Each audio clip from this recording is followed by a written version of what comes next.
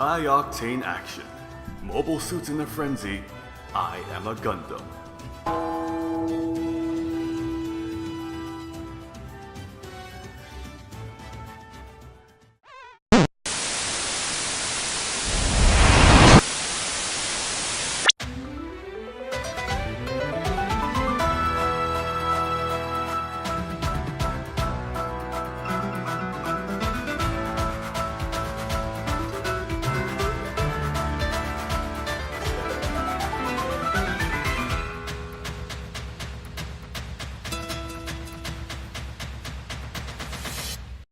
Gundam, Gundam, Gundam. I Gundam, you Gundam, he, she, me Gundam. I am Gundam. Pop quiz, which of these is a Gundam?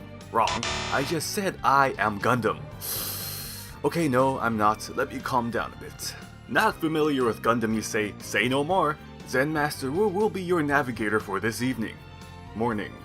Whenever. The Gundam series is a long-running franchise giving birth to the love of a certain brand of mobile suits in animated and physical glory. With release of series after series, fans of the franchise always return for more because of one unifying factor: the mobile suits. Sure, there's love for the stories and characters behind the scenes, but the driving interest is and always will be showcasing of these war machines in battle. Beams, explosions, clashing on Earth, clashing in space, Gundams and the various mechs featured in the franchise all resonate with this feeling of superior firepower and artillery. Over the course of its existence, the Gundam franchise has produced numerous titles featuring these beloved machines. But why don't we take a look at one recent title, Gundam Versus.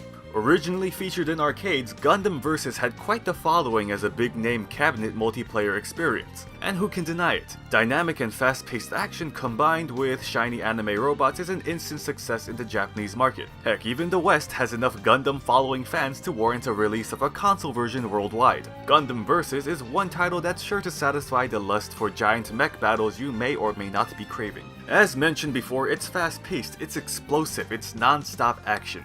For a multiplayer arcade arena fighter, your senses and reaction speed will be tested constantly as you will be boosting, shooting, dodging, and fighting your way around the battlefield in a frenzy of sensory overload. Possibly the closest thing to what it might feel like to actually pilot a Gundam mech in battle based on what I've seen in various anime releases. And that's the thing, even though this game gives you a simple tutorial to start off with, it doesn't simulate the high-octane dogfights accurately this game provides during training and throws you into the lion's den right after so you can see how hectic it can be. This game isn't meant for players to stand idly by and take in the scenery.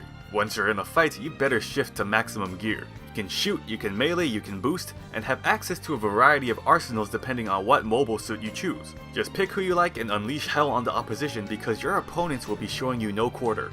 For newer players, you can ease into the fights with the few single-player options the game offers to get a hang of your mobile suit of choice. Test your skills against the gauntlet of mechs sent after you wave after wave. Or if you want to mix things up a bit, try out the boss battles. The harder the modes you choose, the sooner you'll realize, damn, you have to stay awake and really hone your reflexes. Even more so once you actually step into the arena against real players and get your butt handed to you if you can't keep up at their pace. It's honestly up to the player to decide what suit fits their playstyle and how they want to enter the fray. Granted, all mobile suits are not created equal. The roster reaches nearly 100 suits and it can seem daunting to pick and experiment with them all, especially if you're not familiar with the source material. In battle, each team has a charge counter that represents how many times you or your teammates can be knocked out. Mobile suits are categorized into different point sets ranging from 200, 300, 400, and 500. So if your team has 1000 points and an ally with a 500 point suit goes down in battle, your overall points will be reduced to 500. If that ally falls again, the result will be a loss as the point count will be 0.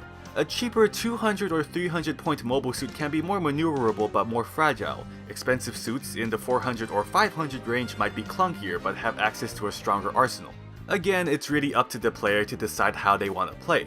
Some like to go by tier lists, some go by feel, and some go by the rule of cool. Only you can really see what suits you're liking. Though why don't we take a break a bit for a quick ranking of my favorite mobile suits as of now.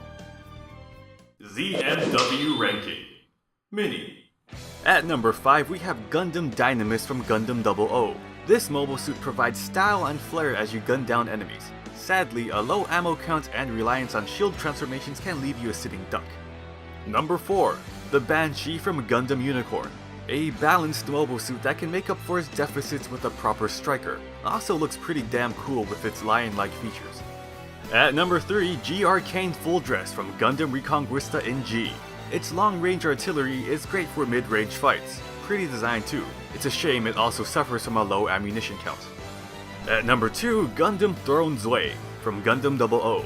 A great balance between range and physical attacks. Stuns and homing fangs keep enemies on their toes as you go in for the kill with its wide-angle swings of its Buster Sword. At number 1, from Iron-Blooded Orphans, Gundam Gyujin Rebake.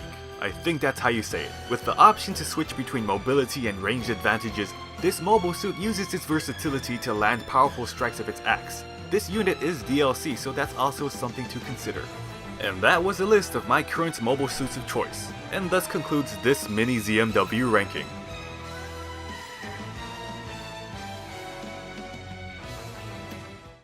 With all that in mind, the combat is fluid and responsive and caters to the movements of the machine surprisingly well. Despite having that slight clunky robotic feel, mobile suits maneuver comfortably in your hands with a basic wireless controller scheme. Most machines will pretty much maneuver similarly with a few oddballs here or there. Even though it seems like mindless combat at first glance, most fighting is non-stop resource management. You have to keep an eye out for your boost gauge, your ammo, and your charge meters to ensure you're not left at a disadvantageous state where the opponent can unleash a volley on you. Same for the assist system, where you are limited to a certain usage of whichever striker you set, and strikers are a valuable asset that can be used in numerous situations. And we can't forget about the burst system. Depending on what gear you chose, Blaze Gear bursts grant you power boosts, and Lightning Gear bursts grant you speed and maneuvering boosts. You have to keep track of all that while dodging and boosting and keeping an eye out for your opponents or stray projectiles. Keeping track of your lock-on reticles is also key, as you'll want to switch your camera view instantly just to see what the heck could be going on across the field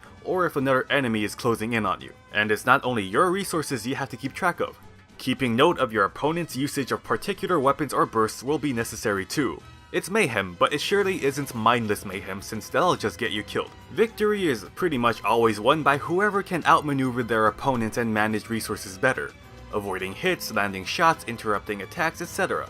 You'll probably end up changing strategies mid-fight constantly to fit the flow of battle. Things like picking different targets, saving your resources for specific moments, or switching your focus from assault to assisting your ally. There's ups and downs to every decision you make, but whoever can capitalize on your opponent's mistakes will get the upper hand. Overall though, everything I just mentioned combines for a heated thrill of a ride that can be somewhat frustrating. Be it in 1 vs 1, 2 vs 2, or the ever chaotic 3v3, you're always gonna get an action-packed experience. Of course, Gundam Versus isn't without points it can work on. As I mentioned before, not all mobile suits are created equal, and fine-tuning of suits is going to be required to ensure people don't rely on overpowered mechanics all the time. I know that might be wishful thinking with a roster close to 100 suits, which too also can be a problem with balancing, but a person's skill may compensate for that. Apparently the console version is a tad bit slower than its arcade versions, but those starting with the console version shouldn't really notice it, though a valid concern from those jumping in from the arcades. The availability of strikers might be worth a mention, as that just requires a ridiculous amount of farming to unlock access to all the possible assists that may or may not help a player in battle. Considering you only start with 3 basic strikers, it might be a pain to unlock the rest, as you will literally have to play and level up almost every mobile suit to a certain degree.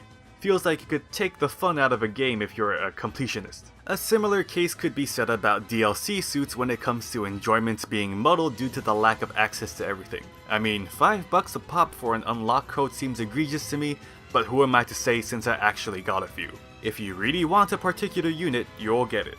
The one key thing to note is the lack of a proper training mode.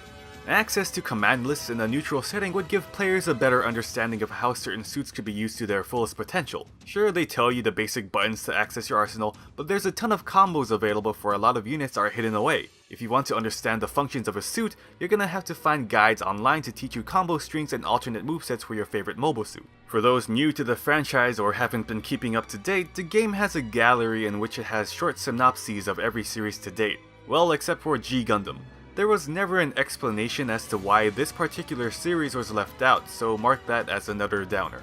One last thing, friendly fire. I can't tell you how many times I got screwed up by an ally stray beam. Doesn't deal damage to you, but sends you flying and possibly into the enemy's sights. All in all though, if fast-paced sci-fi mech battles interest you, you might want to give this title a shot. Most problems people have with this game are based on aesthetic preferences and gameplay mechanics. The community revolving around Gundam Versus is already pretty niche, so there are times when you might not be able to get consistent matchmaking. Other than that though, if you get your hands on this game, prepare for an experience that will surely test your abilities as a mobile suit pilot. So until next time, see you later.